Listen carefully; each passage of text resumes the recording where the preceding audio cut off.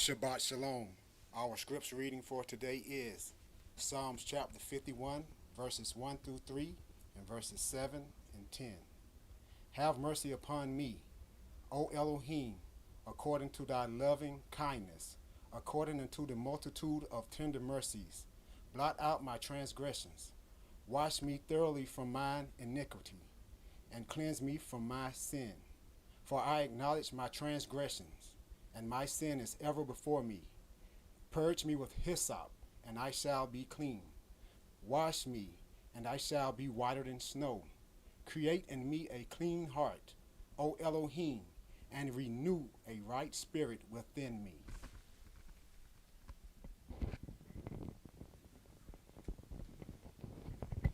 Shabbat Shalom family. Our selection today, Fix Me Yah.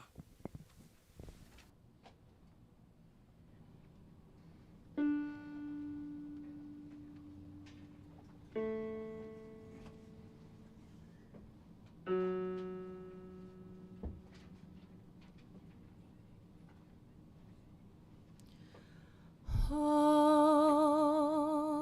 Yah, fix me. Oh, Yah, fix me.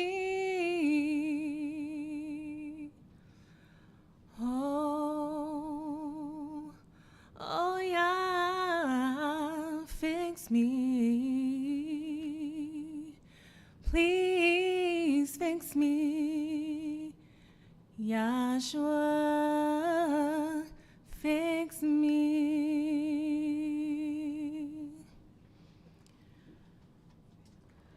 Oh, Yah, fix me. Oh, Yah, fix me.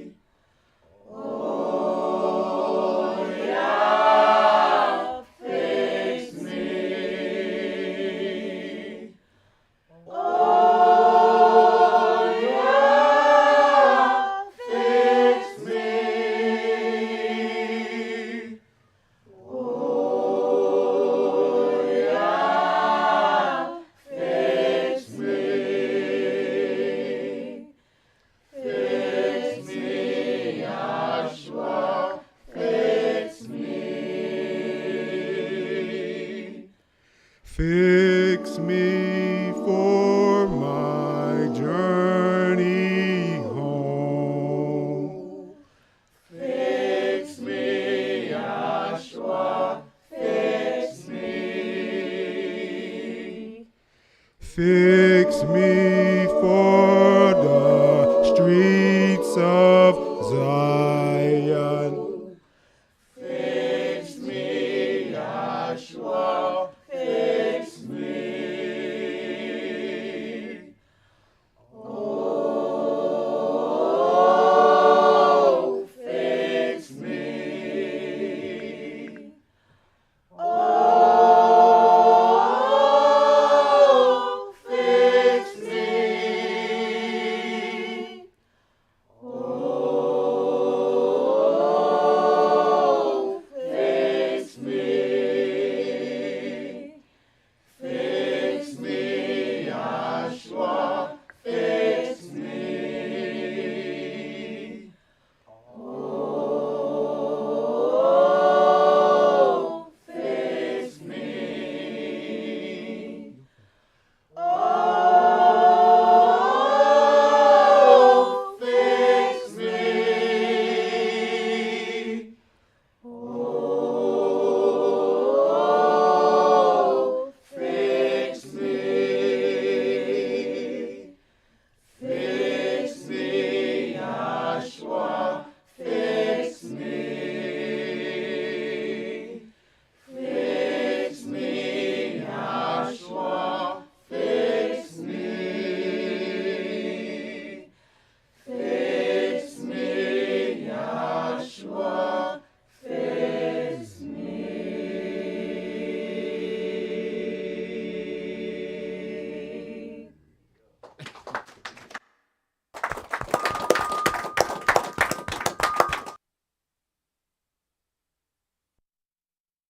The oracles of the UCI.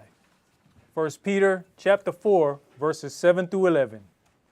But the end of all things is at hand. Be you therefore sober, and watch unto prayer.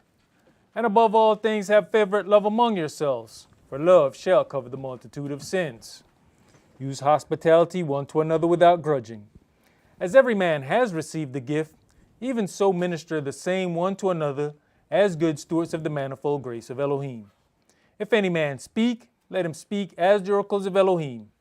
If any man minister, let him do it as of the ability which Elohim gives, that Elohim in all things may be glorified through Yahshua the Mashiach, to whom be praise and dominion forever and ever. Amen. Ephesians chapter 4, verses 29 through chapter 5 and verse 4.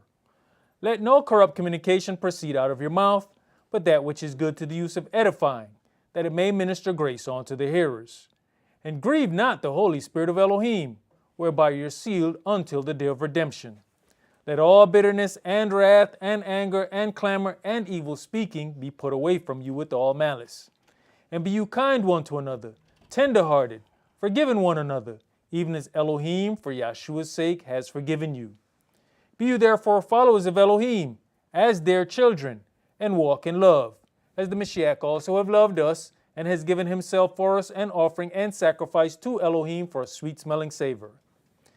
But fornication, and all uncleanness or covetousness, let it not be once named among you as become saints.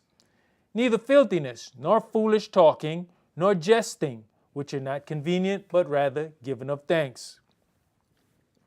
Ecclesiastes chapter 5, verses 1 and 2. Keep your foot when you go to the house of Elohim, and be more ready to hear than to give the sacrifice of fools, for they consider not that they do evil.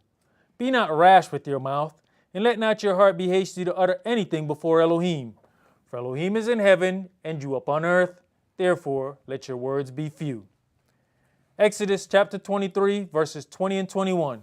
Behold, I send an angel before you, to keep you in the way, and to bring you into the place which I have prepared. Beware of him, and obey his voice. Provoke him not, for he will not pardon your transgressions, for my name is in him. Revelations chapter 3, verses 20 through 22. Behold, I stand at the door and knock. If any man hear my voice and open the door, I will come in to him and will sup with him, and he with me. To him that overcomes will I grant to sit with me in my throne, even as I have also overcame and am sat down with my Father in his throne. He that has an ear, let him hear what the Spirit says unto the churches. All right, Shabbat Shalom, Shabbat Shalom. which is peace on the Yahweh's holy Sabbath day. Welcome to another holy convocation that Yahweh has enjoined unto us here in Stone Mountain, Georgia. As the oracles say, I stand and knock. If any man will open, I will come into him, and we may be able to sup together. We have a decision to make whether or not we are going to open up and allow Yahweh and Yahshua in. We can just kind of be there physically but not spiritually, and we will never really partake of the things that are offered. Today's sermon is entitled The Rod of Correction. As we listen to this morning's song, Fix Me, Yah.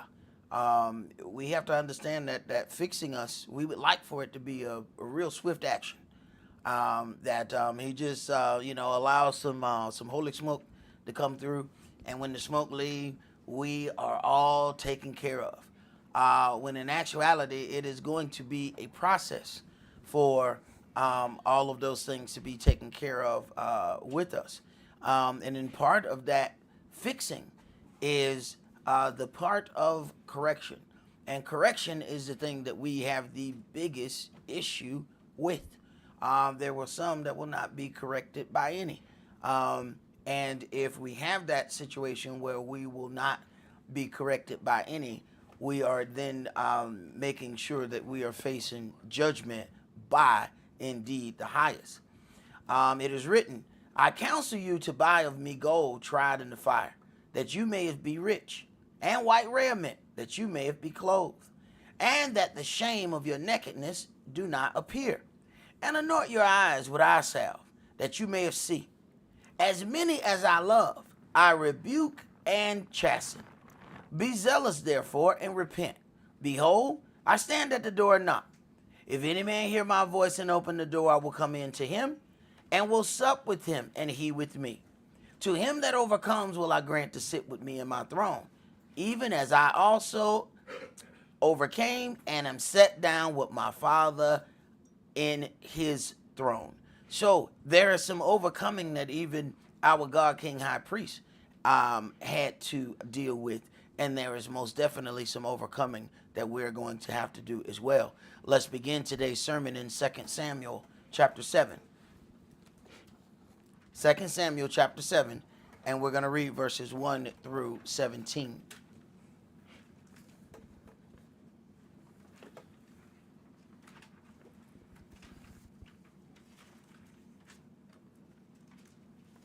Second Samuel chapter 7 and verse 1.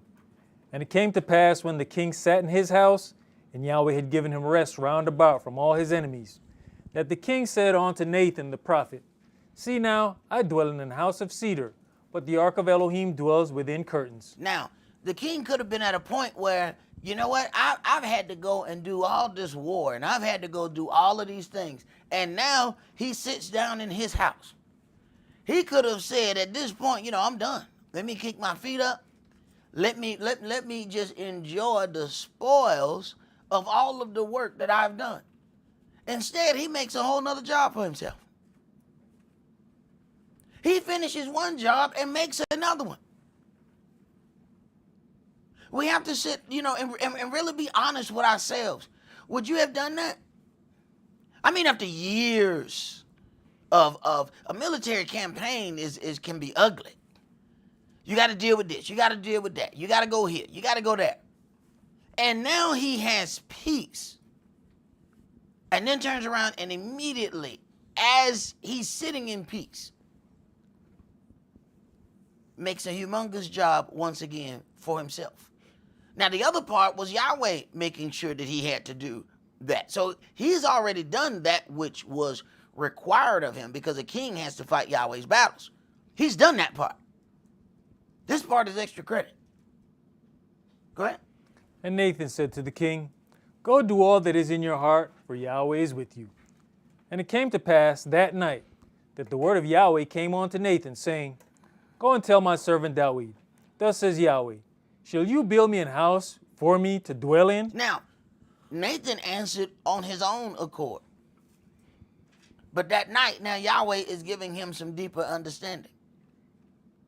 He has no reason to think otherwise. Everything that he has led David in, he has come out victorious. He outnumbered, he outmanned, he outskilled, he out everything, and still he comes out victorious. He has no reason to believe that there's going to be a question in this one. But we can't guess how Yahweh's going to deal with something. See, his thought process and our thought process, they're not connected. You can think, judging by the last situation, that Yahweh going to be okay with this. And that'd be the thing to get you killed. Go ahead. Whereas I have not dwelt in any house since the time that I brought up the children of Israel out of Egypt, even to this day, but have walked in a tent and in a tabernacle. In all the places wherein I have walked with all the children of Israel, spake I a word with any of the tribes of Israel, whom I commanded to feed my people Israel, saying, Why build you not me an house of cedar? Now therefore, so shall you say unto my servant David, Thus says Yahweh of hosts, I took you from the sheepcote, from following the sheep, to be ruler over my people, over Israel. And I was with you whithersoever you went, and have cut off all your enemies out of your sight, and have made you a great name, like unto the name of the great men that are in the earth. Right, and that's the same thing that Nathan saw. That no matter what you got into, it comes out on your side for good. Even when, according to logic, you should not be winning this. This is why a lot of people can't follow Yahweh. They got too much logic, and it's their own. Meaning that when the Spirit directs something, their logic redirects it. Well, I think we ought to do it this way. I think we ought to do this. Okay. There's logic, and then there's the Spirit. Sometimes Yahweh will ask you to do something just to everybody else around. It don't make no sense. You gonna do what? Now, we got all these military men. He wants you to march around the city with some trumpets. Why don't we just kick the wall down? And look at all these foots. We got foots. All these foots. And we going to walk around the city playing music while we're a marching band? Doesn't make no sense.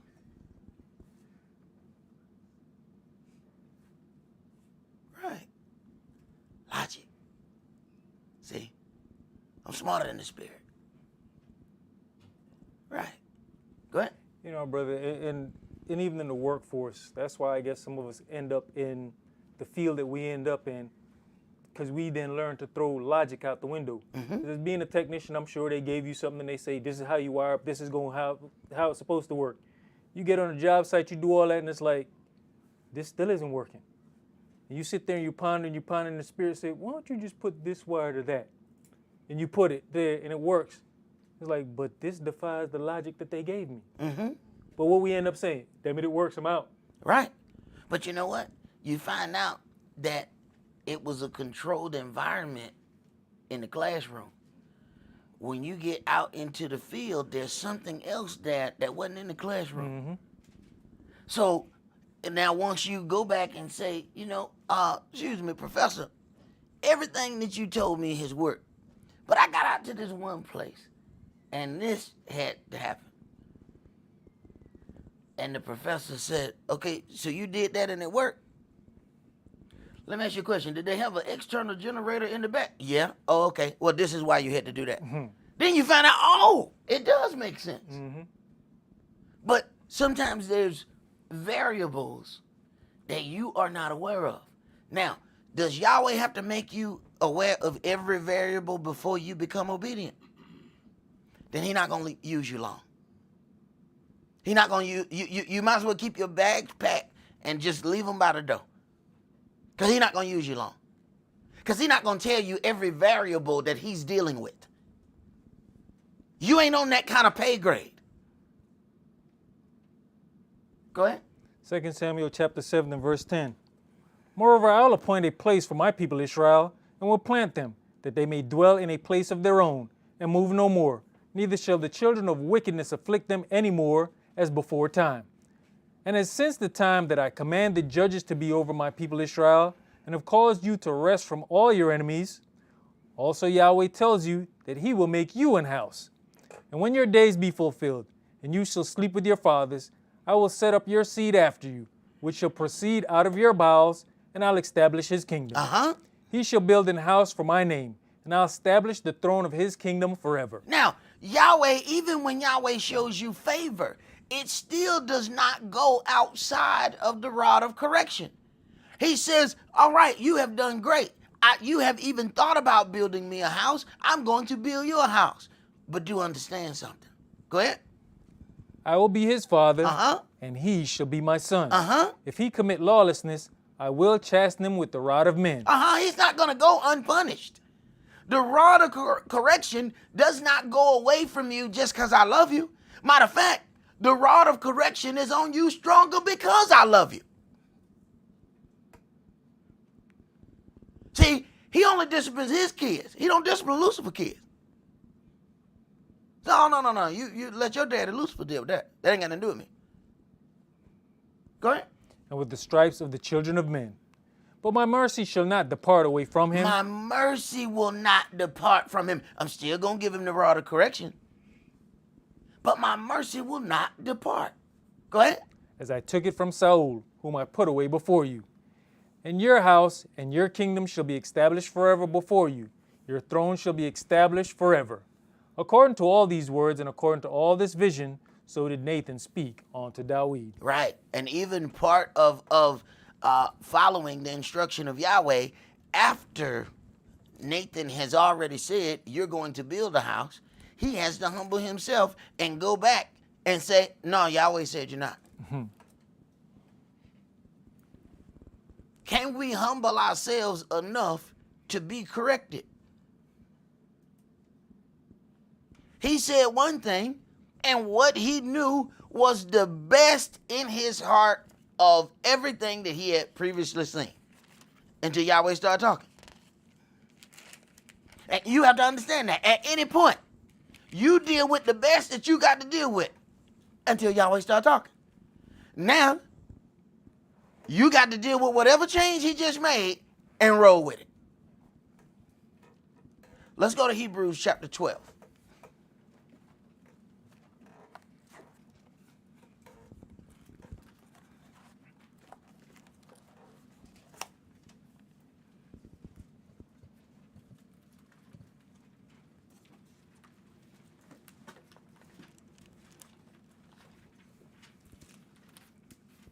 Hebrews chapter 12, and we're going to read verses 1 through 17.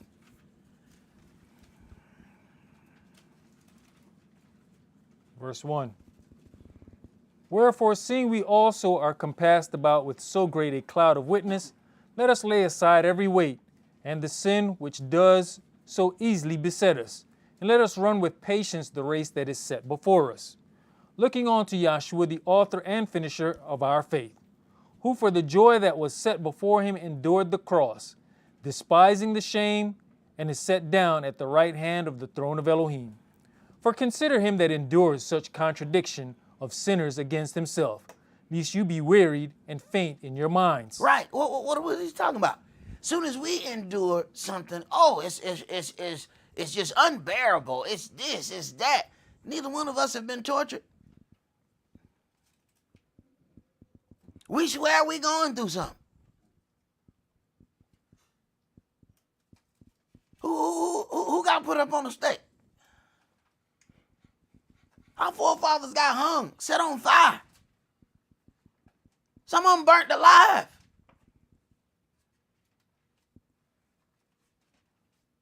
Go ahead. You have not yet resisted unto blood, striving against sin, and you have forgotten the exhortation which speaks unto you as unto children. My son, despise not you the chastening of the Adonai, nor faint when you are rebuked of him. Right, but do you recognize that it is the Adonai that you are being chastised by? Or do you say, that's just that man? Does Yahweh have to come down personally with a cloud and a pillar of fire to talk to you?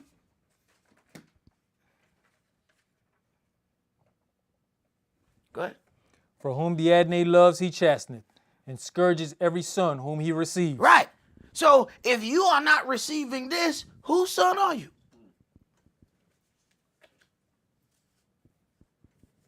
Go ahead. If you endure chastening, Elohim deals with you as with sons. Wait a minute. So then, wait a minute. There's two parts then. Okay. So he chastens his sons, but here's the thing. Verse 7: if you endure chastening, then Elohim deals with you as sons. So what happened? He brought the chastening to you, but you wouldn't endure it. Then that means you decided that you wasn't going to be one of his sons. He called you to be a son, but you said, I ain't going to hear it. I don't want to be your son. I want to be somebody else's son. Go ahead. You know, because you waiting for Yahweh himself to come chasten you. Uh-huh. You don't like the man that he sent to do it. Right. What happened? I mean, there's some that ain't going to like nothing. What? The donkey speak. Why you ain't pick a dog? I mean, I like dogs better than donkeys. So that the donkey can't talk to you? So a man can't talk to you, a donkey can't talk to you, you just can't be talked to. Trust me, if that's your way of operating, the one you ain't going to want to see is Yahweh. Finally, I see you. Now give me instructions. Oh, I ain't got but one instruction for you. Burn. Burn and never stop burning. Go ahead. For what son is he whom the Father chasteneth not? Uh-huh. But if you be without chastisement, wherefore all are partakers, then you are bastards and not sons. Right. You're not my son if you can't deal. There's a physical part of being a son, and then there's a spiritual part of being a son. You know, that whole part where Yahweh says, Esaac, you're only. What are you talking about? I got another son. Why you keep talking about, Esaac is my only son? That boy got a different spirit. That boy don't have your spirit. That boy not your son. I know you got love for that boy, but that boy's spirit don't match yours. And it didn't have nothing to do with blood, because that still was physically his son. But his spirit was different. Go ahead. Furthermore, we have had fathers of our flesh, which corrected us, and we gave them reverence.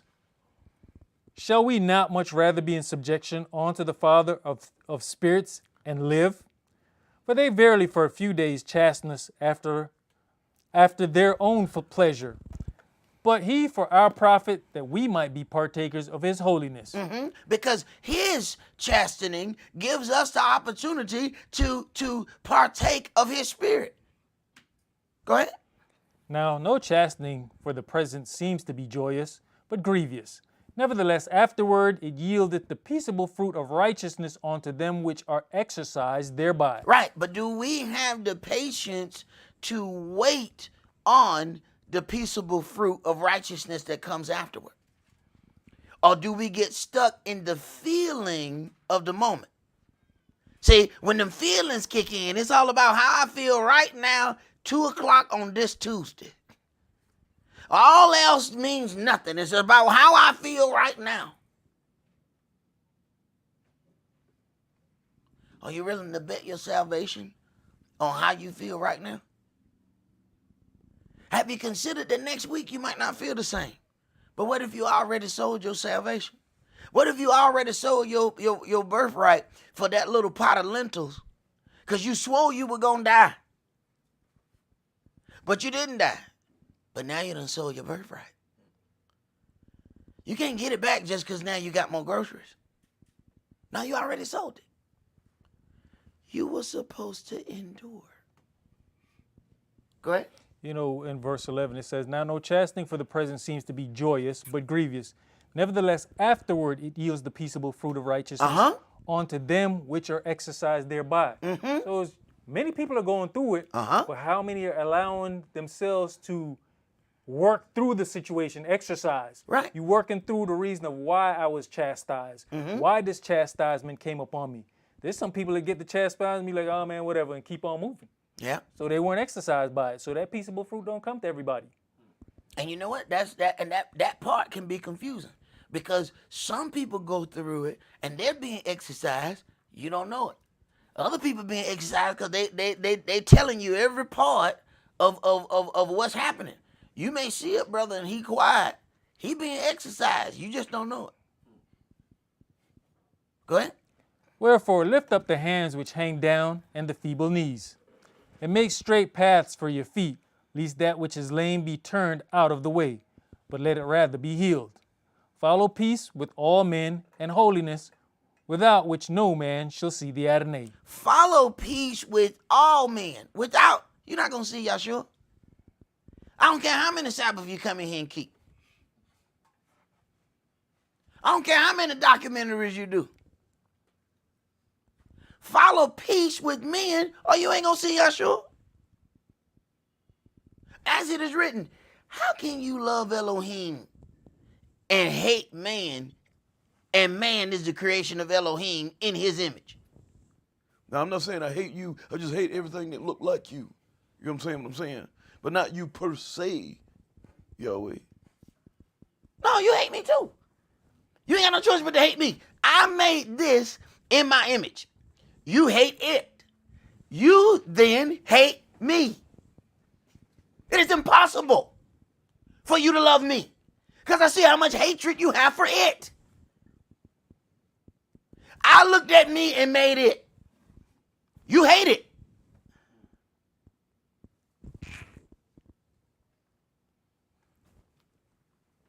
Go ahead, bro.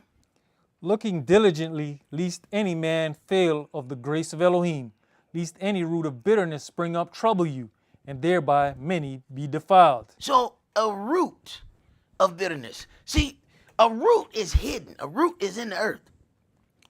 But once you water that root, it springs up. By the time you see it, you know how deep that hatred is?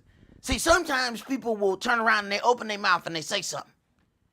But the root of bitterness has been in there and it's growing. Root go down. It's growing this way. So by the time you see that little sprout, you know, well, that brother might have something against me. No, it look like he got about 4 or 5 things against you. They just all in the ground. You just seen that one. But where that one come from? For that one to come out of the ground, it's a whole lot of things dangling down here in the earth. Where did those roots of bitterness come from? For this little sprout to be sitting up here. So we can come by and cut the sprout. Guess what's still there? First time it rained, guess what happened? It's right back. Why does it keep coming back? Because this root's still down here. And we hide them roots. See, we hide them roots, you know. Have straight face, quiet. Guess what's still down in the ground? Root. But give it the right water and the right sun. It's going to come right back up. Right. Because it ain't never went nowhere. Go ahead, bro. Lest there be any fornicator or profane person, as Esau, who for one morsel of meat sold his birthright. For you know how that afterward, when he would have inherited the blessing, he was rejected. For one morsel of meat. Go ahead. For he found no place of repentance, though he sought it carefully with tears. Found no place of repentance. See, afterwards, you know, I always know what I should have done after I didn't do it. Hindsight is 20/20. They used to tell me that growing up all the time. Hindsight is 20/20. I'm like, what are these old folk talking about? Hindsight is 20/20. It means your vision is perfect afterward. While standing in the situation, you doing this, you doing that. Afterwards, you said, You know, right here, I should have shut up. You know, right there, I should have sat down. Right here, I should have put my hands in my pockets. Yeah, hindsight is 2020. I always know what I should have done when I didn't do it. But at some point, we have to start having that same vision in sight during the situation. That something pops and says, you know what? I need to handle this a different way. Instead of waiting till everything get to the end, the building burnt down, now you think, You know, right when I pulled that gas, I should have stopped. let's go to Isaiah chapter 1.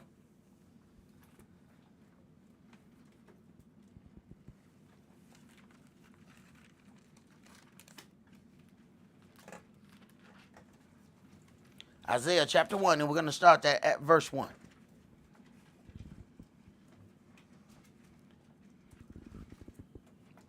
The vision of Esaias the son of Amoz, which he saw concerning Yehuda and Jerusalem in the days of Uzziah, Jotham, Ahias, and Hezekiah kings of Yehuda.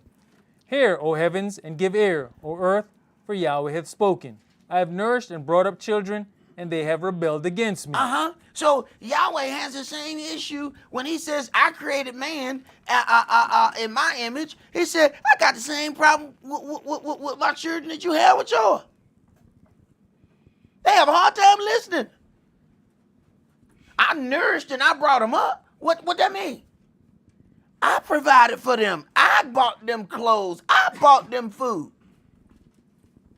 They seem to not remember any of the things that I've done for them. Go ahead. The ox knows his owner, and the ass his master's crib. But Israel does not know. My people does not consider. Ah, sinful nation, a people laden with lawlessness, a seed of evildoers, children that are corrupters. They have forsaken Yahweh. They have provoked the Holy One of Israel unto anger. They're gone away backward. Why should you be stricken anymore? He said, look, I done gave you so many whooping. It don't even make sense whooping you no more. This is not the place you want to get to with Yahweh. That you get to the point where he said, you know what? No, I'm not gonna whoop you. Matter of fact, I'm not gonna do nothing to you. Matter of fact, just do whatever you do. Just do it somewhere else. Go ahead. You will revolt more and more. The whole head is sick and the whole heart faint. You will revolt more and more. The more I try to talk to you, the more I try to discipline you, the worse you become. So ain't no more reasoning with you. The only other place is out the garden. When he is not able to reason with you, do understand, he not leaving. It's his garden. Guess who leaving? Right. Go ahead. From the sole of the foot even onto the head, there's no soundness in it, but wounds and bruises and putrefying sores. They have not been closed, neither bound up, neither mollified with ointment. Your country is desolate, your cities are burnt with fire. Your land, strangers devoured in your presence, and it is desolate as overthrown by strangers. And the daughter of Zion is left as a cottage in a vineyard, as a lodge in a garden of cucumbers, as a besieged city. Except Yahweh of hosts had left unto us a very small remnant, we should have been as Sodom, and we should have been likened unto Gomorrah. We should have been. So even in all of those situations where we say this or say that about other, people, yeah, them people. Yeah, them people. Yahweh, you should have been dead a long time ago.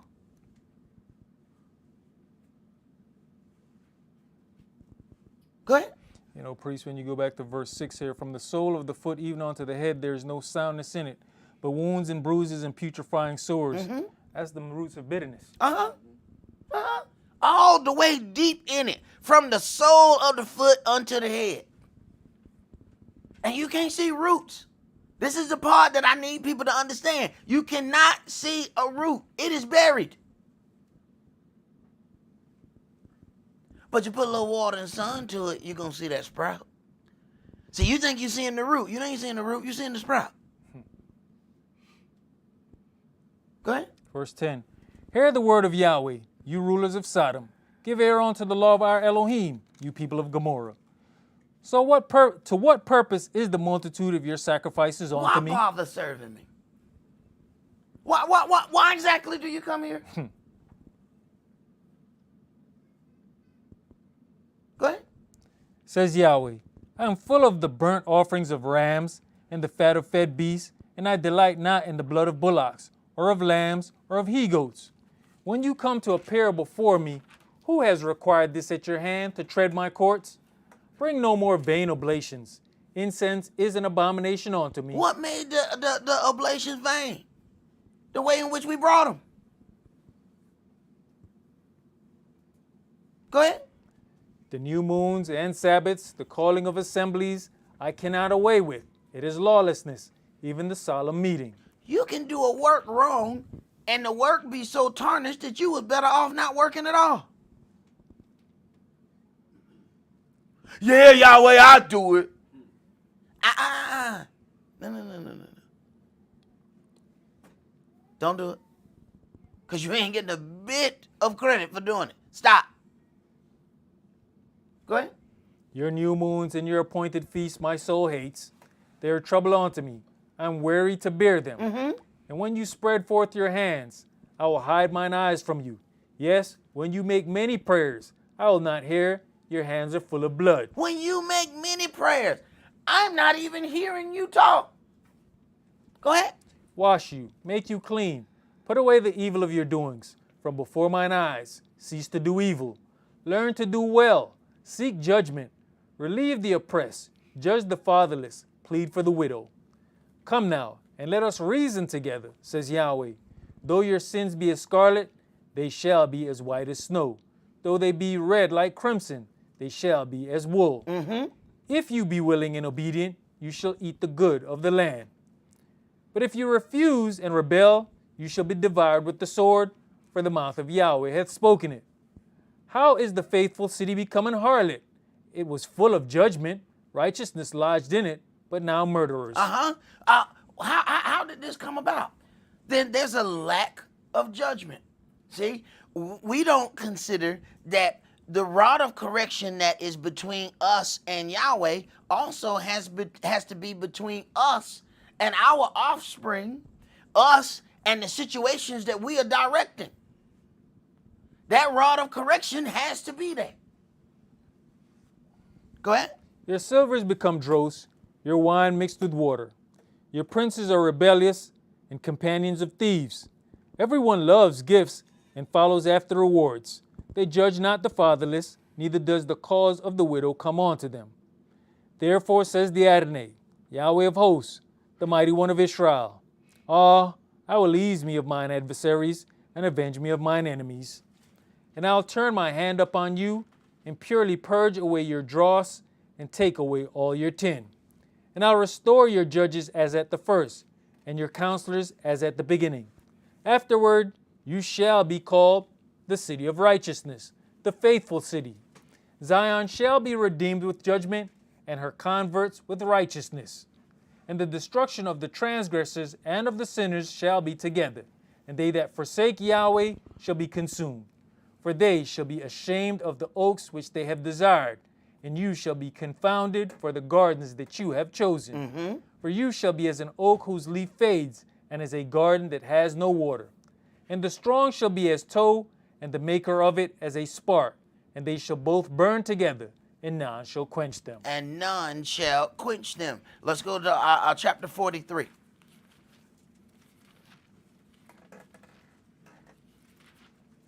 See, Yahweh doesn't put things on us that he's not going to deal with himself.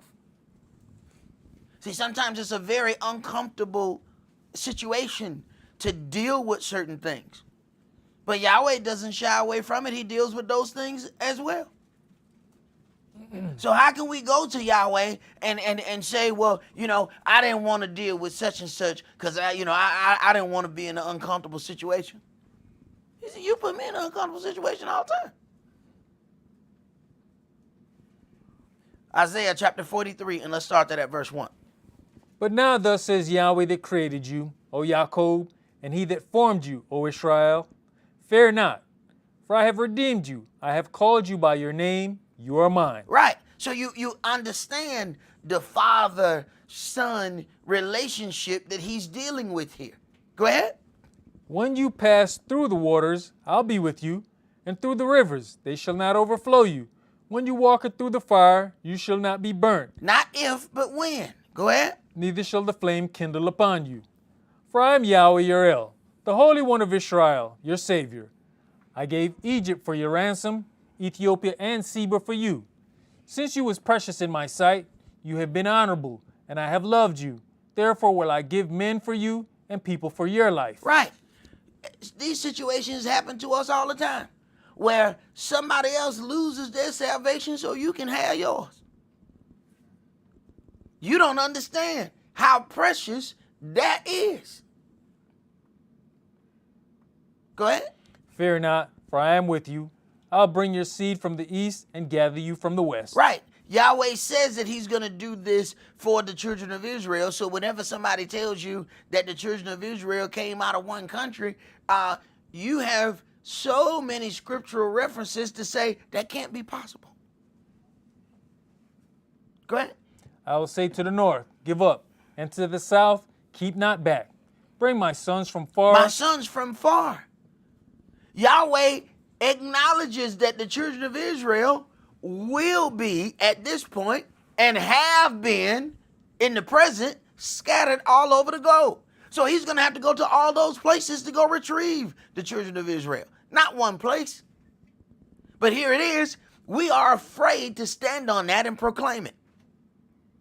We're worried that somebody going to call us anti-Semitic. You might well call me anti-Sock. Because what you're saying is I'm anti-me. Go ahead. And my daughters from the ends of the earth. Even everyone that is called by my name. For I have created him for my glory. I have formed him. Yes, I have made him. Bring forth the blind people that have eyes, and the deaf that have ears. Blind people that have eyes and deaf people that have ears. You can't get no more of a description than us than that. We have a master's degree, and you can't teach us the smallest thing concerning this word. Why? Because we have made a decision to be blind. We have made a decision to be deaf when it comes down to something that we don't want to hear and we don't want to see.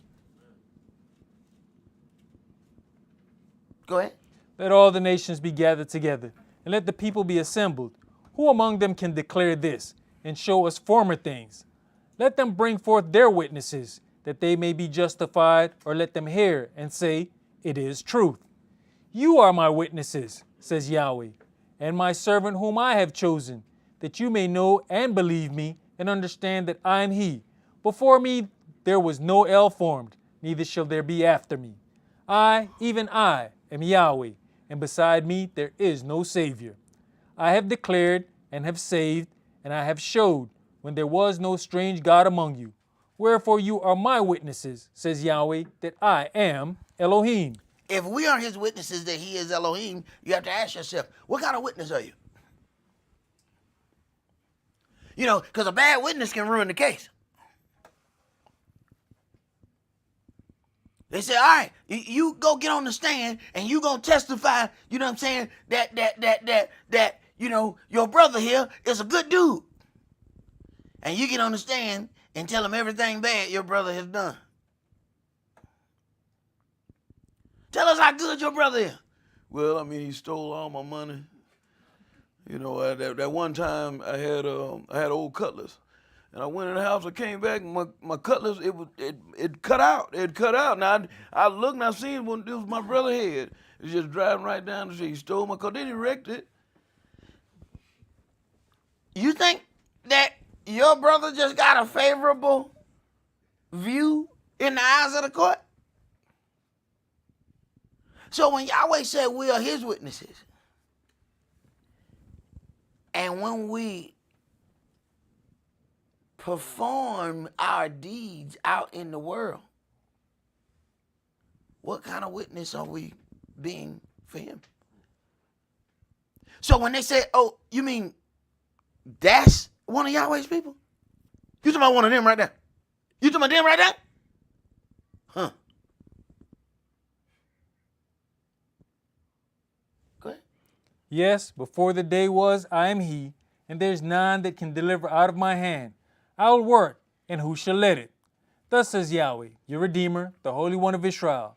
For your sake I have sent to Babylon, and have brought down all their nobles and the Chaldeans, whose cry is in the ships. I am Yahweh, your Holy One, the Creator of Israel, your King. Thus says Yahweh, which makes a way in the sea and a path in the mighty waters, which brings forth the chariot and horse, the army and the power. They shall lie down together, they shall not rise. They are extinct, they are quenched as tow. Remember you not the former things, neither consider the things of old. Behold, I will do a new thing. Now it shall spring forth. Shall you not know it? I will even make a way in the wilderness and rivers in the desert. The beasts of the field shall honor me, the dragons and the owls. Now, the imposters have not had any of those things that happen, yet they're in the land. Yahweh says all of these things are going to take place. But people are hoping that you don't read. This is why most of our services are big song and dance. Even a whole lot of Hebrew things, they shema for about an hour and a half. Oh, just a singing. Oh, just a singing. Yeah. Hoping you don't get to these things where you can call out some other individuals. Go ahead. Because I give waters in the wilderness and rivers in the desert to give drink to my people, my chosen. This people have I formed for myself. They shall show forth my praise. So, automatically, as a servant of Yahweh, you have a job. This people have I formed for myself. They shall show forth my praise. That's your job. Go ahead. But you have not called upon me, O Jacob, but you have been weary of me, O Israel. You have not brought me the small cattle of your burnt offerings, neither have you honored me with your sacrifices. But we honor the adversary, the devil, with all of the stuff that we do concerning his things. Go ahead. I have not caused you to serve me with an offering, nor wearied you with incense. You have bought me no sweet cane with money, neither have you filled me with the fat of your sacrifices. But you have made me to serve with your sins. You have wearied me with your lawlessness. I, even I, am he that blots out your transgressions for my own sake, and will not remember your sins. Put me in remembrance. Let us plead together. Declare you, that you may be justified. Your first father has sinned, and your teachers have transgressed against me. Therefore I have profaned the princes of the sanctuary, and have given Jacob to the curse, and Israel to reproaches. All right, let's go to our 2 Samuel chapter 12.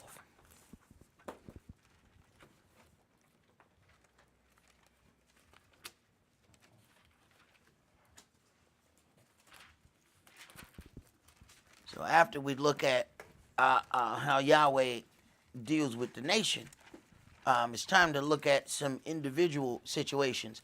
In 2 Samuel 12, I just want to read verses 9 through 14. And because, he says about, what you were created for, that you are my witnesses, which means that you are a representation of me. So how are you representing me?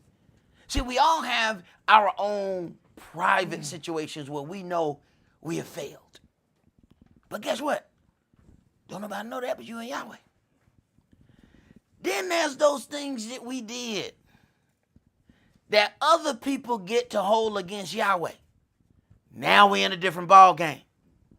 See, the things that we did that only we know we did, Yahweh can deal with us with those things. We can go and confess unto Yahweh. Boom, boom, boom. That's between us and our God. But once you take your show on the road, now he got to deal with you on the road. I mean, you got on the tour bus, right? All right. What I got to deal with you on the tour bus. All right. 2 Samuel 12, and let's start at verse 9. Wherefore have you despised the commandment of Yahweh to do evil in his sight? Uh-huh. You have killed Uriah the Hittite with Now, the sword. This the same man that he said he loved. He said, I'm going to do this for your house. I'm going to do all of this. But what does the word say? In the day that you sin, I'm going to deal with you in that sin. All your goodness shall not remember, because you set that on fire.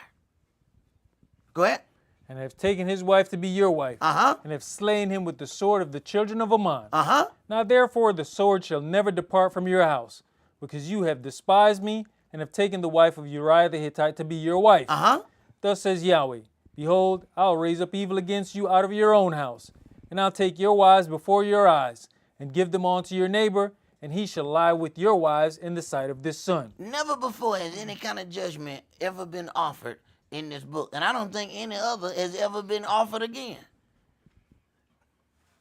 What Yahweh just said for punishment is stuff that we would say, I ain't supposed to be looking at that. Yahweh said, oh no, y'all gonna look at this. But Yahweh, this is wrong. I know. Keep looking. Go ahead. For you did it secretly, but I'll do this thing before all Israel and before the sun. You see how his punishment is? No, it is directly connected to the things that we did. Go ahead. And Dawid said unto Nathan, I have sinned against Yahweh. And Nathan said unto Dawid, Yahweh also has put away your sin, you shall not die. Howbeit, Now, go ahead. because by this deed you have given great occasion to the enemies of Yahweh to blaspheme. Now, so because you have done that, I got to do this. Go ahead. The child also that is born unto you shall surely die. So the child has to die, because if I allow the child to live, it then becomes a great provocation against me. So we have to see how one thing goes on to another thing, and so on and so on. I can't, even in forgiving you, I can't let that child live. I cannot let the child live. I have no choice. You will have completely damaged my holy name if I let this kid live.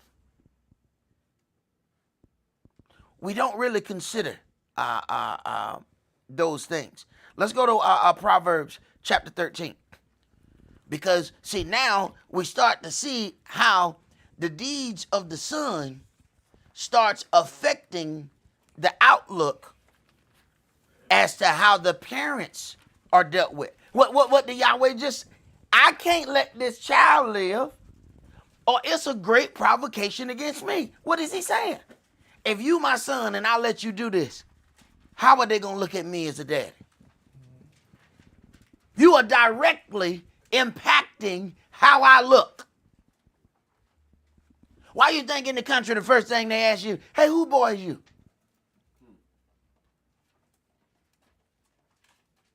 Because you out there wilding, you are representing your family in a strange fashion. Proverbs chapter 13, and let's start that at verse 1. You know, brother, and I think that's the thing of everybody having their own mind, that the family values are no longer there. Because I know when we were younger, there was that thing about embarrassing the family name. Mm-hmm. All that's thrown out the door. Nobody cares. It's just me. Uh-huh. You right. Proverbs chapter 13 and verse 1. A wise son hears his father's instruction, but a scorner hears not rebuke. Uh-huh. A man should eat good by the fruit of his mouth, but the soul of the transgressors should eat violence. He that keeps his mouth keeps his life, but he that opens wide his lips shall have destruction. And that may be in many different applications. There's sometimes that your mouth need not open. All you're going to do is make more trouble for yourself. It says when the wicked are ruling in the earth, let your tongue cleave to the roof of your mouth. Do you understand when you are in the presence of the wicked? Some of us still talking. Blah, blah, blah, blah, blah, blah, blah, blah, blah, blah. Shut up. You just giving them people more room to hang you. That's why they invite y'all to them little shindigs, so you can get loose lips. Things that they gonna hold against you later. Some of y'all go to the little Christmas party and say, well, I ain't gonna celebrate. You know, I'm just gonna sit in the corner. I heard they got some yak at it. And after a couple of sips of yak, your mouth running. Then you get into something next year. Guess what comes up? Guess what they hold against you? What you did at that party that you said you wasn't really going to. But your lips got to running. Right. Go ahead. Verse 4, the soul of the sluggard desires and has nothing, but the soul of the diligent shall be made fat. A righteous man hates lying, but a wicked man is loathsome and comes to shame. Righteousness keeps him that is upright in the way, but wickedness overthrows the sinner. There is that makes himself rich, yet has nothing. There is that makes himself poor, yet has great riches. The ransom of a man's life are his riches, but the poor hears not rebuke. The light of the righteous rejoice, but the lamp of the wicked shall be put out. Only by pride comes contention, but with the well-advised is wisdom. Wealth gotten by vanity shall be diminished, but he that gathers by labor shall increase. Hope deferred makes the heart sick, but when the desire comes, it is a tree of life. Whoso despised the word shall be destroyed, but he that fears the commandment shall be rewarded. The law of the wise is a fountain of life, to depart from the snares of death. Good understanding gives favor, but the way of transgressors is hard. Every prudent man deals with knowledge, but a fool lays open his folly. A wicked messenger falls into mischief, but a faithful ambassador is health. Poverty and shame shall be to him that refuse instruction. Poverty and shame shall be to him that refuse instruction. There are some that no matter what you say, they will not be instructed. It doesn't matter who gives the instruction. It doesn't matter how the instruction is given. They'll tell you, well, this was too hard. Well, this was too soft. So we Goldilocks with this thing. This was too hard. No, that person told me, but they told me too soft. So in other words, you just can't receive instruction. Because it can't be too hard. It can't be too soft. It got to be just right. Right. Go ahead. But he that regards reproof shall be honored. The desire accomplished is sweet to the soul, but it is abomination to fools to depart from evil. He that walks with wise men shall be wise, but a companion of fools shall be destroyed. And we can't stop hanging around them fools. We can't stop hanging around them fools. We can smell the foolishness from down the street. And we can't wait to be around them fools. And can't figure out how we get off into some mess. I wasn't even doing this.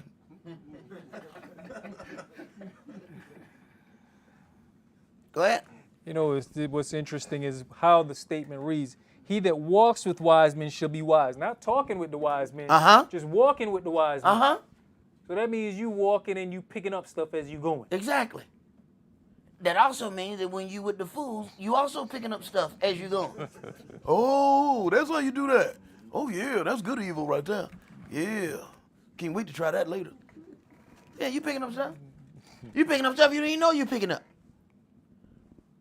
You see the wicked do something, then something happen to you, boom, it pop up. Yeah, this is the time I can use the wickedness. And then you react just like your foolish friends reacted.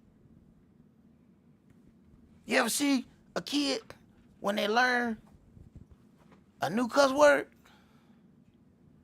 They completely calm the first time they hear it. Something happened to you, and you said, shh, and the kid. But he ain't said that. Now in his mind, he's playing back exactly what happened when you said that word. So not only do he now know the word, he now know exactly how to use it. So 2 weeks later, but he with his mama now, something happened. And he let her know that brand new word he learned hanging out with you at the shop. Mama, shit. I'm gonna beat the fire out you, boy. Right. He not only used it, he knew exactly how to use it. You're picking up that foolishness. Whether you practicing the foolishness or not, you seeing the foolishness, and it just sit right there in the back of your brain, waiting to come out. Go ahead. Evil pursueth sinners, but to the righteous good shall be repaid. A good man leaves an inheritance to his children's children, and the wealth of the sinner is laid up for the just. A good man leaves an inheritance to his children's children, and the wealth of the sinner is laid up for the just. You know, a lot of times we talk about situations, especially when we have those things where people are trying to figure out, okay, is this person a non-believer or something like that? When you look and it says a good man leaves an inheritance to his children's children, then you look at a one that doesn't take care of his own, as it is written, is worse than an infidel. He ain't left up nothing for his children or his children's children. How can he be nothing else but an infidel?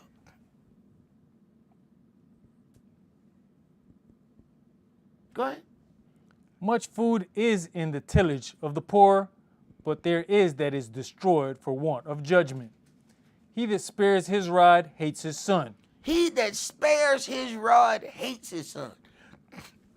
We have to rattle that around in your head. If you don't chasten this child, you don't love him. But the world tells us something different. Not just the world. See, it's a reason why this is written in, because there's a whole lot of things that we can look and it may say, okay, it's a mother's responsibility. He says, he that spares his rod hateth his son. Here's the problem. Sometimes you got to whoop the son, you might have to whoop the mama too, because she don't want you to touch that child. And sometimes it's the opposite. Sometimes the woman got to be the disciplinarian because the man won't do it. And oftentimes it's the opposite. Where a man can deal harshly with his son, but won't deal that way with his daughter. The woman will deal harshly with her daughter, but won't deal that way with her son. Now the son can get away with murder to the mama. He can just go right in.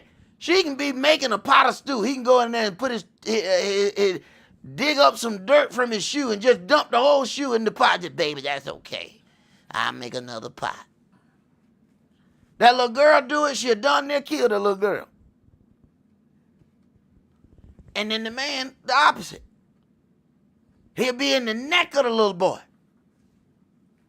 Little girl bat her eyes at him, and his Achilles heel just pop out. He just hit the floor. Bloom, what happened? I got weak, man. She blinked at me. That's why it takes two parents. See? One's supposed to know where the other one weak at. You got to know when the baton is passed to you. Here you go. Go in there and deal with your daughter. Why I need to go in there? Because I ain't going to do right. Now call me when it's time to deal with that boy. I slam him right on his head. Wow! But I have a problem with that little girl when she be looking at me. I learned not to look at her. You know what I'm saying? I be punishing her, and she be over there, and I be talking over here. You be, and another thing. She over there though. And I'm a and that's right. That's what I said. And I'm out. She's still over there. You got to figure out, hey, however you figure out your team got to win though. So I don't care who running this play. It can't be you running the play all the time. If you gonna get more yards at this play, then babe, I got to hand you the ball. I can't. Every time I get it, I don't get but 2 yards on this one. I score a touchdown on that little boy. I score a touchdown on that boy every time. I have zero remorse about making him eat the carpet. I can do it, baby. Give me the ball. Give me the ball. But when you give me the little ball and that little girl is right there, I have problems. I don't run with my full strength when the little girl is in front of me. And I know she's not stronger than the boy, but somehow she keep tackling me. Right. There's a problem. And you have to figure out, all right, how we going to deal with this problem? Because what we don't deal with now will haunt us later. Go ahead, bro. I was gonna say, but you gotta know when you pass the baton, you gotta get off the track though. You gotta go stand on the side. And that, you are right, is one of the biggest problems. Sometimes your woman will call you to deal with your kid, and then holler at you the whole time you deal. Don't hurt him! Wait a minute, you the one called me to tell me to deal with him. How you gonna tell me what not to do? Then you call me, I'm going back to the garage. I don't want to come in here no way. Go ahead. But he that loves him chasten him betimes. That means often. If you love them, you chasten them often. Because guess what? They got a prison system waiting to discipline your kid. They ain't worry about it. You ain't got to do it. He got one for him. Oh, they got one out. They already got a cell with your kid name on it.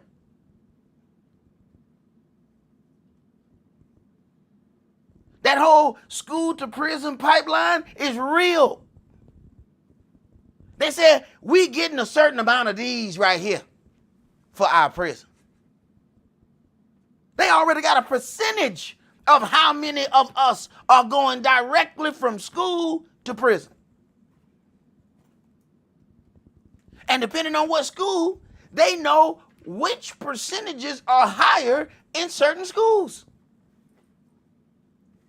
So just merely changing the school that the kid goes to impacts his opportunity and may decide whether or not he's in that number of who goes straight to prison.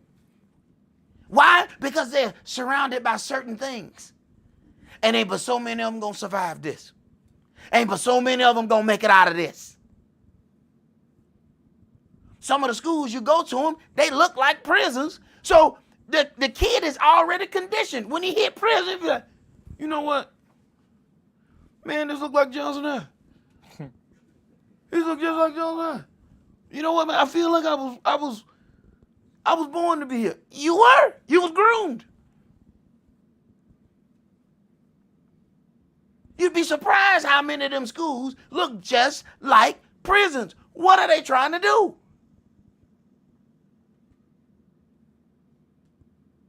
Go ahead. The righteous eats to the satisfying of his soul, but the belly of the wicked shall want. All right. Let's go to hold your place right there, because we're going to come back to Proverbs, so you won't have to look for it. But let's go to Deuteronomy 21.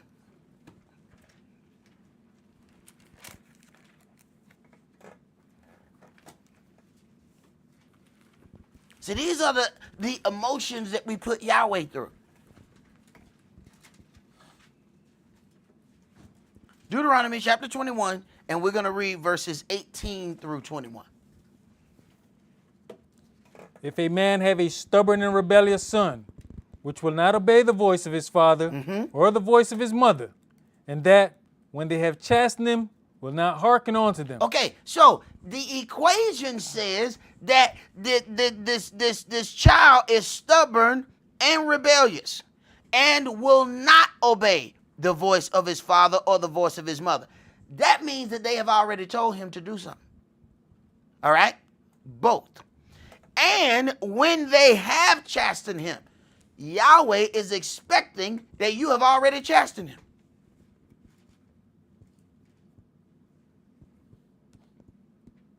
So a lot of times we look and we say, kids didn't come with no instruction booklet. No, I'm reading the instructions right here.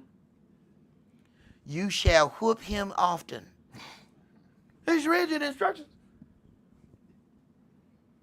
What's the problem? Your kid should have the fear of whooping at all times. There was that thing, the way kids act now, Kids in our generation didn't do that. Even the thugs were respectful in our generation. I'm talking about stone cold thugs. They'd be out there fighting, trying to kill each other. We hear the door open, I would see them older dudes stop fighting.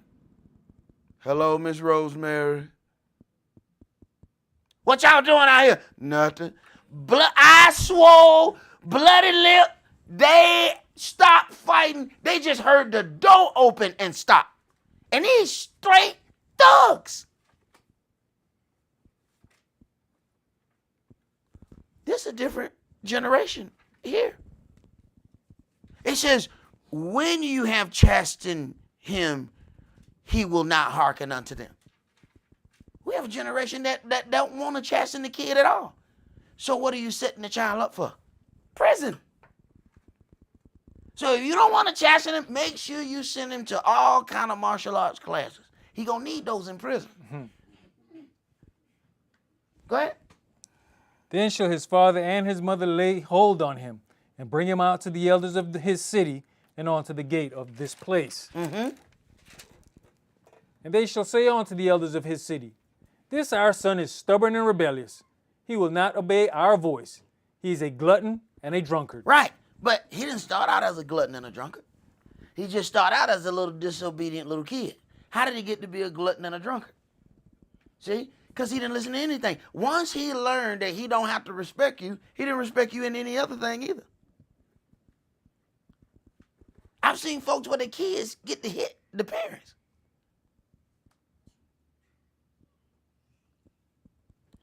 There would automatically be a hospital visit. In no way, shape, fact. My mama was about this big.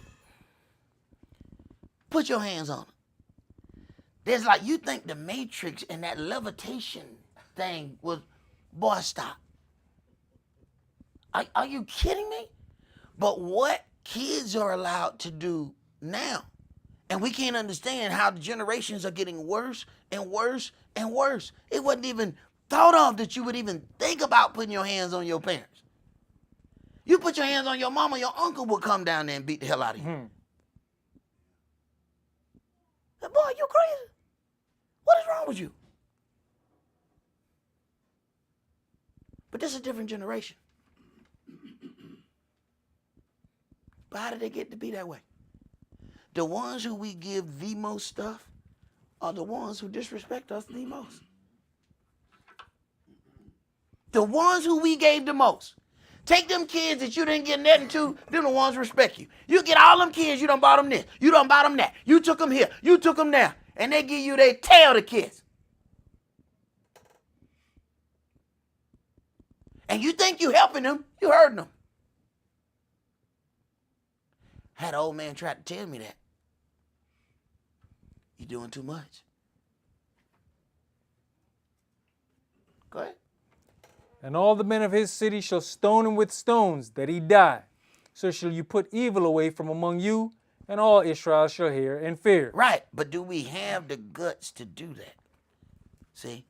Are we too busy trying to protect what we believe is ours, so we're going to cover up the stubborn and the rebelliousness? But then we have to also ask ourselves, did we set up the child for that failure? Did you punish him often? It says, and they have chastened him. But if you haven't chastened him, how can you bring him and say, this our son is rebellious? Oh, wait a minute. So tell me what you did to try to get him in order. Well, I just kind of left him alone. Right. Then you part of the reason that this is here. I remember hearing it's something interesting when you hear one of your family members explain a situation to you. And I'm talking about one telling me about his own sister. Said, look in, I can tell you how that boy ended up like that. I said, what you mean? He said, his mama wouldn't let nobody discipline him. Said, she the reason he like that. No matter what he did wrong, she would swoop in and grab him, hug him, squeeze him, and he learned how to play the game. And now she can't control it. He said, this is her doing. She had many men around who would have helped deal with that. Every time somebody tried to help her with the kid, she lashed out on them. And who has to deal with that? The one who was showing him all the favor. That's the one who's getting all the rebuke. Kind of funny how that works, ain't it? Good, bro. Did you finish that? Yeah. All right. Let's go to Proverbs chapter 23. You know, brother, like the scripture said, no chastening at present seems joyous. And we can all examine our upbringing and getting the snot beat out of us. Mm-hmm. We didn't like it at the time. And we examine and say, okay, that's what made us the people that we are. Right. That's what kept us out of certain situations. This new generations come with the thought process, well, I don't like it, and I'm not going to put my children through it. But it kept you out of prison. Right. Why would you not afford the same opportunity to your kids? Mm-hmm. But because you didn't like the chastening, I'm not going to chastise them. Right. Okay. You weren't supposed to like chastening. If you like chastening, you're a very dark situation. You're a very dark individual. There's something really deep. I just like the pain. I like it. Hurt me more, Daddy. No, that's no. You're not supposed to like it. It is what you don't like that drives you to be better. You don't run your fastest when the chihuahua get loose. But when that pit bull get loose, you find inner speed, inner strength. You all of a sudden, I mean, you can change directions better than Herschel Walker in his prime when he was chasing chickens on the farm. You can do all kind of stuff. Why? Because you now need to survive. You don't get to your best under good circumstances. You find your best under the worst circumstances. Go ahead, bro. Proverbs chapter 23 and verse 1. When you sitteth to eat with a ruler, consider diligently what is before you, and put a knife to your throat, if you would be a man given to appetite. Be not desirous of his dainties, for they are deceitful meat. Labor not to be rich. Cease from your own wisdom. Will you set your eyes upon that which is not? For riches certainly make themselves wings. They fly away as an eagle toward heaven. Eat you not the bread of him that has an evil eye, neither desire you his dainty meats. For as he thinks in his heart, so is he. So what is that? For as he thinks in his heart, so is he. That's what a root is. See? As he thinks, so is he. The root is there. You don't see the sprout until it come out of his mouth. But it may be in his heart for I don't know how long before it finally come out of his mouth. Go ahead. Eat and drink, says he to you, but his heart is not with you. The morsel which you have eaten shall you vomit up, and lose your sweet words. Speak not in the ears of a fool, for he will despise the wisdom of your words. Remove not the old landmark, and enter not into the fields of the fatherless. For their Redeemer is mighty, he shall plead their cause with you. Apply your heart unto instruction, and your ears to the words of knowledge. Withhold not correction from the child, for if you beateth him with the rod, he shall not die. I think that's what people, think. That if I beat him, he gonna die. No, if you beat him, he gonna live. He gonna learn the consequences of actions. There's a certain amount of fear that needs to be in you. If somebody don't learn the power of electricity and they just go grab a fork and stick it in that socket, if they live, they learn today. They will never be the same toward electricity ever again. Why? Because that power threw them across that room. Probably made them soil their pants when they wake up. They gonna know, I'm not doing that again. Whatever that is, I'm not doing that again. But without the power of having that traumatic event, the thought is still dangling in their mind whether or not it'll be fun to do it. So you're not going to do it but once. I give you one time to play with that socket. You ain't gonna do it. You're not going to do it again. So learning then, that traumatic event was valuable. So while we're trying to stop every traumatic event, some of those traumatic events are going to shape your adulthood. Go ahead. You know, I also look at this as we talk about it. This is also an effect of desegregation, because when we were in our own place, everybody in the neighborhood beat the snot out you. You got that right. But now we get around integration, Yep. and we worried about just be quiet, just because we see them not beating their kids, Uh-huh. and then their kids talk to them in any kind of way. Yep. Our kids get the influence and want to try it, and because how are they gonna think if I knock him out right here? Right. Right. You I don't can't do that. Right. You know, they're gonna look at me some kind of way.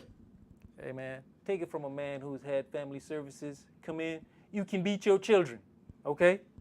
They say keep it on the butt, cause I'm gonna beat mine, and they can come for me, and when I get back, I'm gonna beat them again. So we got this whole idea of them telling us about you gonna go to jail if you beat your children. That is not true. Mm-hmm. It's how you deal with the situation. The person told me point blank, keep it on the butt. Mm-hmm. And my nephew was surprised when he heard that. So Right. go to school and tell the teacher again that I beat you. Mm-hmm. You just heard it from the lady, right? Me and you sitting down, you heard it, right? I can beat you. So what they do, they learn how to play you. Same thing they do in the house. They learn how to play one against the other. Well, you know, if I do this, that one gonna jump up. If I do this, then that one gonna jump up.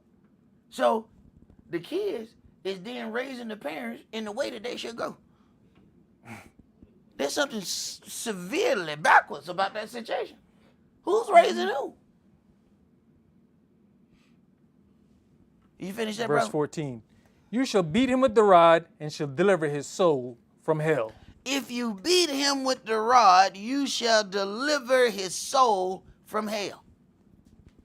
Check that out. So then now, you have to look at both ends of this spectrum now. Now, consider how Yahweh deals with us as adults, and consider how you're supposed to be dealing with the children.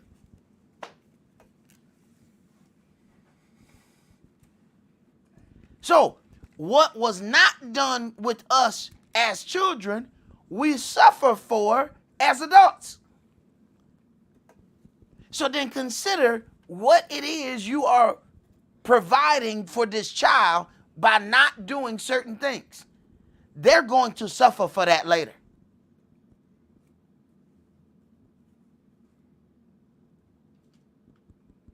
Proverbs 19:18 says, chasten your son while there is hope, and let not your soul spare for his crying. What does it mean, while there is hope? You got a window of opportunity. You let that kid get too old, and you have not done and created a disciplinary structure, it's a done deal. Right at that point, go ahead and leave it up to the authorities. Because you're not going to go back. You can't go back. After we build a second level of a house, you can't say, you know what, I don't think I poured that concrete thick enough. Man, you know what, man? Man, we got to make the foundation thicker, man. I just realized, man, this thing ain't strong enough to hold 2 stories. Had it at. You can't knock down everything and redo the foundation. Done deal. Now, what you got to do?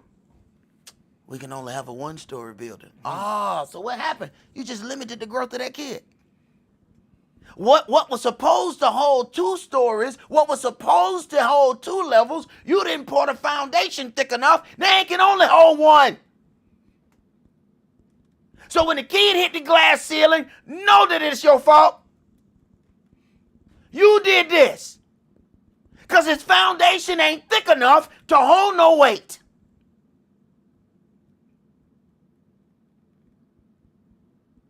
You have a window of opportunity. Chasten your son while there is hope. Why would that even be written? Letting you know, once it gets so far out, they have decided what kind of person they're going to be. And there ain't nothing you're going to be able to say to change that. There ain't nothing you're going to be able to do to change that. They have decided, this is what I'm going to be. Now, there are some that you can discipline them all day, and they have already decided, I'm going to be greasy. I respond to greasiness. I like being greasy. I like how it feels when I do greasy things. You can teach them all you want. That's just who they are. And maybe you got to be honest with yourself. Maybe you were very greasy at a younger age. It is what it is. Let's go to Proverbs chapter 29.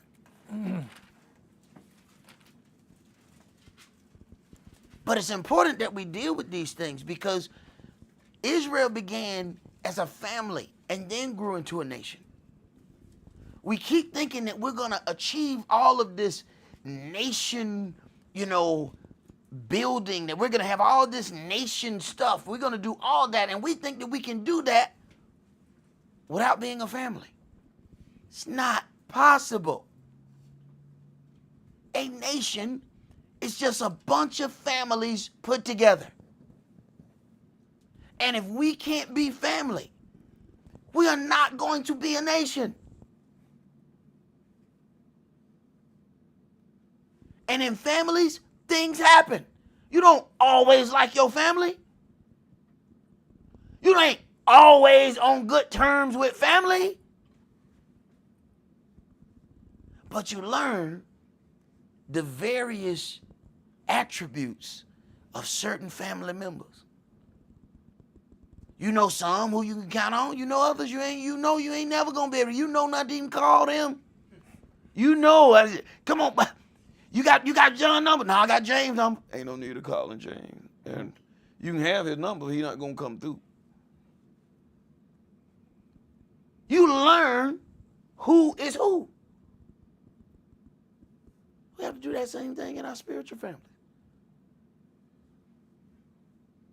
And it might be the one who you have the biggest issue with. When something go down, that's who you want there. Why? Because I know they get on my nerves. They get on my last nerve. But I tell you what, I can count on them. They get on all my nerves. Ooh, they get on my nerves. But when something go down, what crazy uncle? Well, I need him right now. I need his psychosis.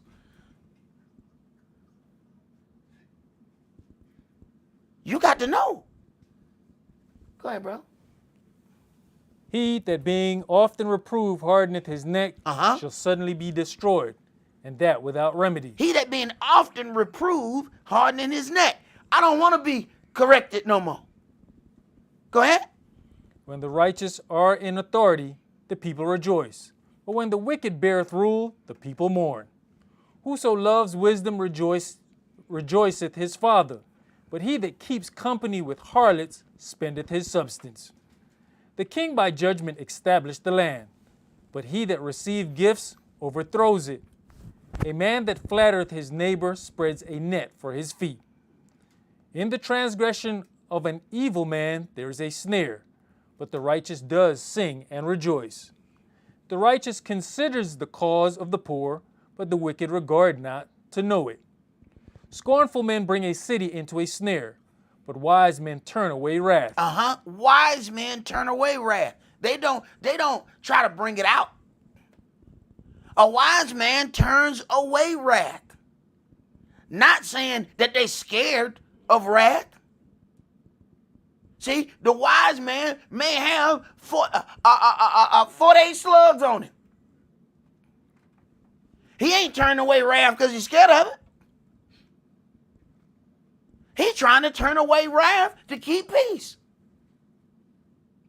Go ahead. If a wise man contends with a foolish man, whether he rage or laugh, there's no rest. The bloodthirsty hate the upright, but the just seek his soul. The bloodthirsty hate the upright. Light and darkness can't be in the same place at the same time. One of them got to leave. Go ahead. A fool utters all his mind, but a wise man keeps it in till afterwards. Read that again. A fool utters all his mind. Read that again. A, a fool utters all his mind. Read that again. A fool utters all his mind. So a fool telling everybody everything. A fool utters all his mind. Go ahead. But a wise man keeps it in till afterwards. Oh, okay. All right. That's wisdom right there. Go ahead, bro. If a ruler hearken to lies, all his servants are wicked. The poor and the deceitful man meet together. Yahweh lighteneth both their eyes. The king that faithfully judges the poor, his throne shall be established forever. The rod and reproof give wisdom, but a child left to himself brings his mother to shame. How is that? The rod and reproof gives wisdom. Wait a minute. Wait a minute. It's wisdom in a whooping. Now I think I understand. Back then, my grandma said, "I'm about to learn you something today." What you talking about? What you gonna learn me? What you gonna learn? I don't want to learn. I don't want to learn. No, you gonna learn today. You gonna learn today. You about to learn. You about to be learnt today. You be learned. What? Yeah. See, it was wisdom in that switch. And my grandmama would drag it out. Go out in the back and pick out some switches. What? You want me to pick out what I'm gonna get beat with? Mm-hmm. Drag out the whole whooping. She had a switch right there. No, but you need to get one for you. I need this switch to be picked fresh for you. I need you to go in those shrubs over there, and I need you to pick out, and if you pick out something bad, I'm gonna give you a really bad whooping, all right? So you better go in there and get me a good one. So you having to pick the switch, you crying the whole time in the backyard. Everybody know you getting a whooping. Everybody know you getting a whooping because you in the backyard. They like, ooh, he better get a whooping.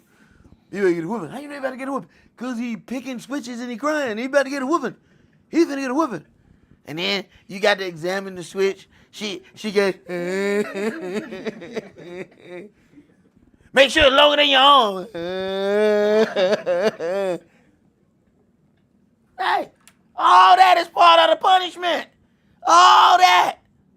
See, grandmama knew the thing. Somehow mama didn't find out, but grandmama knew.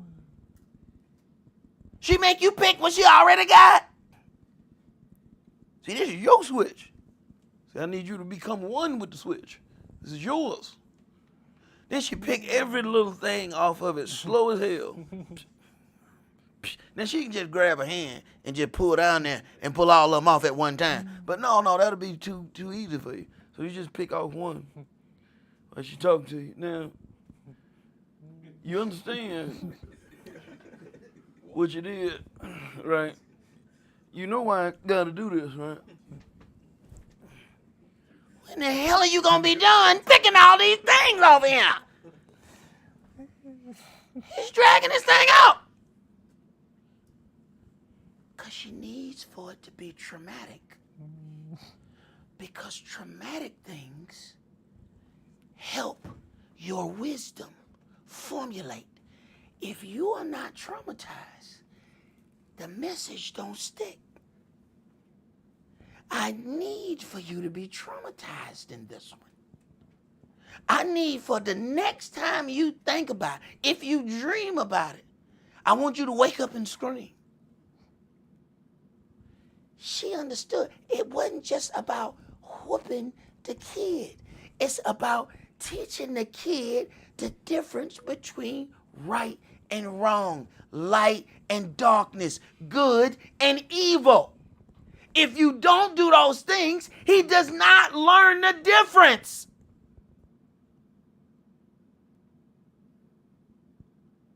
Go ahead, bro. My brother nowadays, when they get a whooping, they call it physical abuse. I said, man, we dealt with mental and physical abuse. Man, the whole time you getting a whooping and they talking to you, and then expect you to answer. Why did you do it? I don't know. Shut your mouth. But you asked me, shut up.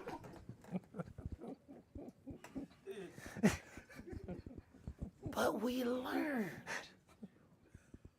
You learn. I ain't doing that no more. I ain't doing that no more. And like you said before, the whole neighborhood with this. It was times I did something on this part of the neighborhood and got a whooping. And by the time I got to the house, my mama already know the whooping is waiting for me. When I get there, I'm going to get a whooping again. But Miss Rosemary whooped me. Surely, the bitterness of death has passed, mama. No, it hadn't. Come on in there. Nah, you're going to get another one. Nowadays, you try to whoop somebody's kid, the mama come down there and jump on you. Then the mama and the kid fighting you.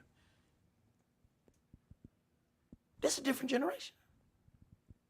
Go ahead. When the wicked are multiplied, transgression increase, but the righteous shall see their fall. Correct your son, and he shall give you rest. Yes, he shall give delight unto your soul.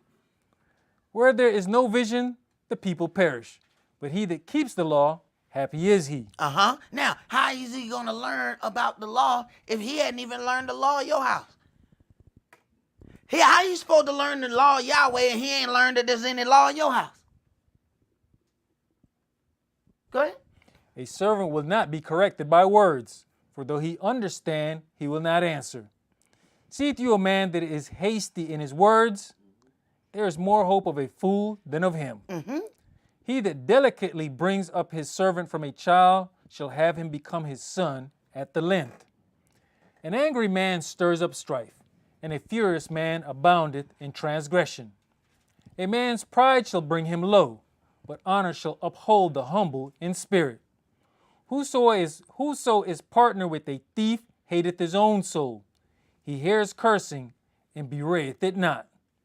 The fear of man brings a snare, but whoso puts his trust in Yahweh shall be safe. Many seek the ruler's favor, but every man's judgment comes from Yahweh. An unjust man is an abomination to the just, and he that is upright in the way is abomination to the wicked. All right. Now, there's one part that we have to that I want us to focus on verse 15. It says, "The rod and reproof gives wisdom, but a child left to himself brings his mother to shame." After all of this stuff, and it has said, Father, why did this one, it says, brings the mother to shame when the child is left to himself? She the one that protected him. Not just that. You got to understand, if the father is out working, whose job was it to discipline the kid? Mother. So when the people see that the kid is unruly, they're going to know she didn't do her job. They going to know she didn't do her job. He was at work. She's supposed to be dealing with him. Why is he unruly? Then you have that situation that says, bring shame to the mother.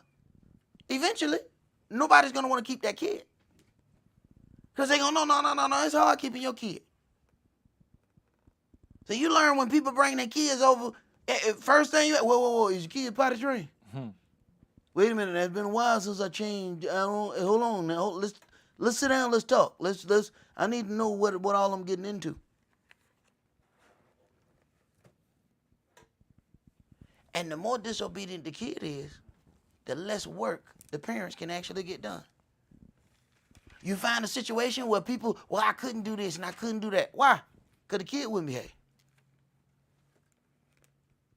That means you got to stop doing, what happened when you keep getting in trouble? Your kid got to keep, the parent got to keep getting out of work, go get the kid.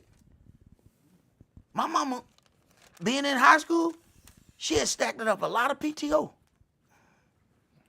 Because every other day she was like, we got to go up here again. So what was I doing? Cutting down her productivity. She automatically knew I could go on vacation, but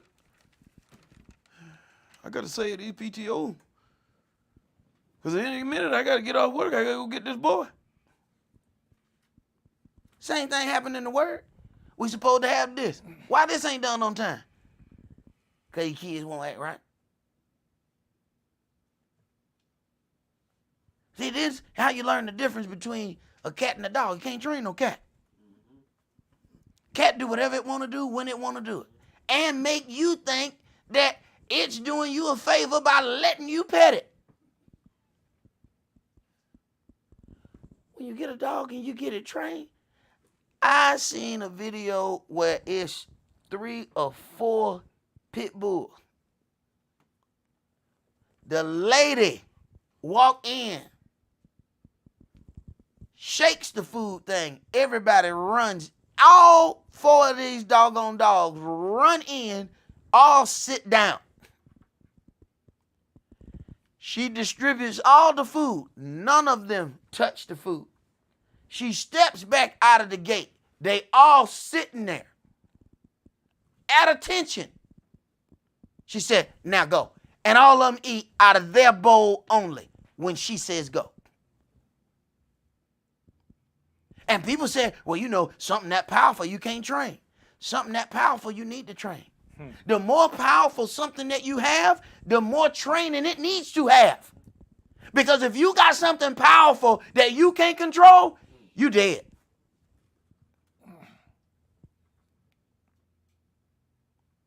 You better have an untrained chihuahua than an untrained pit bull. Untrained pit bull kill you. Now you got to know what kind of children you have. And if you got some chihuahuas, then maybe you just have some bloody ankles. But if you got something else, you might not make it out of there. That's something we have to consider. Go ahead, brother. Where we at? We're finished with that. Finish with that. Let's go to 2 Timothy chapter 3. And this will be our last thing here.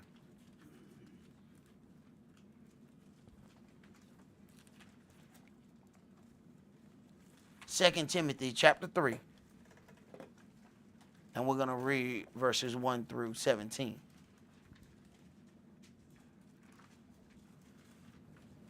This know also, that in the last days perilous times shall come. Uh-huh. For men shall be lovers of their own selves. That means they're going to be selfish. So what made them selfish? How did they get to be selfish? See, now we're talking about men. See, we went from men to children back to men. How did these men get to be so selfish? Did they just appear in the earth and become selfish? How did they get there? Uh-huh. Go ahead. Covetous, boasters, proud, blasphemers, disobedient to parents. Oh, wait a minute. Now we're starting to see a common denominator. How did they become selfish? I don't have to listen to you. You taught me that I don't have to listen to you. So now we're getting to the end part of that. See, in the beginning, we see a little sweet child that we don't want to discipline. But that child not going to keep being little. Now it ain't so sweet. Now it has turned into something else. Mm-hmm. Go ahead. Unthankful, unholy. Unthankful. Wait a minute. Lovers of their own selves, unthankful. There's things that go hand in hand. Selfishness, and you can get somebody that's unthankful. You give them something, they won't even acknowledge that you gave it to them. Basically, say it was your responsibility to give me this. You give them something, they just put it in their hand, just walk away. They so selfish, they believe that they deserved it. And it was your job to give it to them. Go ahead. Without natural affection, truce breakers, false accusers, incontinent, fierce, despisers of those that are good, traitors, heady, high-minded, lovers of pleasures more than lovers of Elohim. Right. Now, when the word says, chasten your son while there's still hope, this is the part where there's no hope. They have already grown into the individual that they're going to be. All you have not done, you will not do. Go ahead. Having a form of godliness, but denying the power thereof. Got a form of godliness. I heard about the word. I've been around it. I mean, I ain't never really been in it, but I was around it. Go ahead. From such turn away. For of this sort are they which creep into houses, and lead captive silly women laden with sins, led away with divers lusts, ever learning and never able to come to the knowledge of the truth. Now as Yannis and Yambres withstood Moshe, so do these also resist the truth, men of corrupt minds, reprobate concerning the faith. Right. But we have to ask ourselves a question. How did they get there? And what did we do to help them get there? Go ahead. Number 7 is a rough one. Ever learning and never able to come to the knowledge of the truth. Uh-huh. They think they know everything. Yeah. That's why you can't instruct them. This is why you cannot instruct them. I already know. I ain't got to listen to you. Go ahead. But they shall proceed no further, for their folly shall be manifest unto all men, as theirs also was. But you have fully known my doctrine, manner of life, purpose, faith, long-suffering, love, patience, persecutions, afflictions, which came on to me at Antioch, at Iconium, at Lystra. What persecutions I endured, but out of them all the Adonai delivered me. Yea, and all that will live godly in the Mashiach Yahshua shall suffer persecution. All that will live godly in the Mashiach Yahshua shall suffer persecution. Go ahead. But evil men and seducers shall wax worse and worse, deceiving and being deceived. But continue you in the things which you have learned and have been assured of, knowing of whom you have learned them, and that from a child you have known the holy scriptures, which are able to make you wise unto salvation through faith, which is in Yahshua HaMashiach. All scripture is given by inspiration of Elohim, and is profitable for doctrine, for reproof, for correction, for instruction in righteousness. All scripture is given by inspiration of Elohim and is profitable for doctrine, for reproof, for correction, for instruction in righteousness. That means we got an instruction booklet. Go ahead. That the man of Elohim may be perfect, thoroughly furnished unto all good works. So then when we go through all of that, then it makes us, gives us the ability to understand this very last point. In 1 Timothy chapter 1 and 20, it talks about whom is Hymenaeus and Alexander, whom I have delivered unto Satan, that they learn not to blaspheme. My elder used to say that all the time. Cast them out to Satan, that they learn not to blaspheme. Once you get to that point where correction is not received, you got to cast them out to Satan. Let them dance with him for a little while. Maybe in the destruction of the flesh, the soul might be saved. Now, we can do a whole lot of that work up front, and we can do it in the light fashion. Whenever Yahweh's got to deal with a grown man, do understand that's going to be in heavy fashion. He won't be whooping no kid, tapping him, on the wrist, and he's 35. No. You have the opportunity to tap them on the wrist. Now, you have the opportunity to do all of those things now. Do understand, that's going to turn into something altogether different when that becomes a grown man, and that grown man has not been chastened the correct way. Then now you put the job in Yahweh's hand, who puts it in the job of the angel's hand, and the angel not going to play with you. Let us understand these fundamentals of family, because it is the thing that the nation of Israel was built upon. And how are we going to go seize a nation and we can't even build our own foundation? That's all that we're going to do for today. Remember the Sabbath to keep it holy. Shabbat shalom. Shabbat shalom.